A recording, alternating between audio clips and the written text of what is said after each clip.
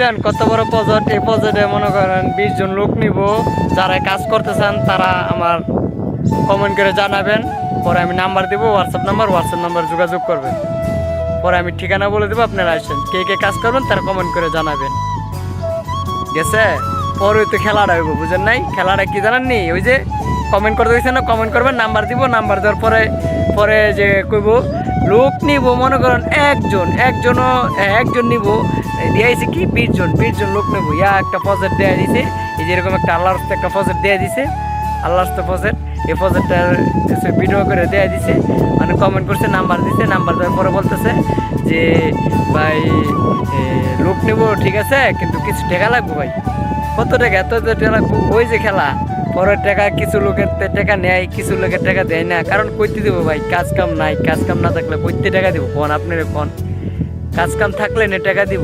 কে যারা তা আছে, কেউ আবার দেশের থেকে আনে, বাংলাদেশ থেকে আনে, কি করবো ভাই? টাকার লাগে কি আর কাজ করে রাখবো? এই জন্য মনে করেন এই দেশের থেকে আনে, দেশের তাই না, মনে করেন দেশের তাই না টাকা দেয় অনেকে, দিয়া মনে করেন ধোঁকা খাই।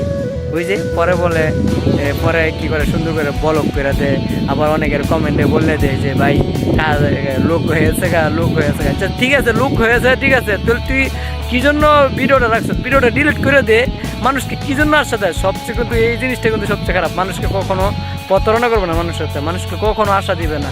কারণ একটা মানুষ অসহায় হলে বোঝা যায় কত লোক জানে, বুঝছেন? এই প্রবাসে কেউ কারো আপন নয়, বুঝছেন?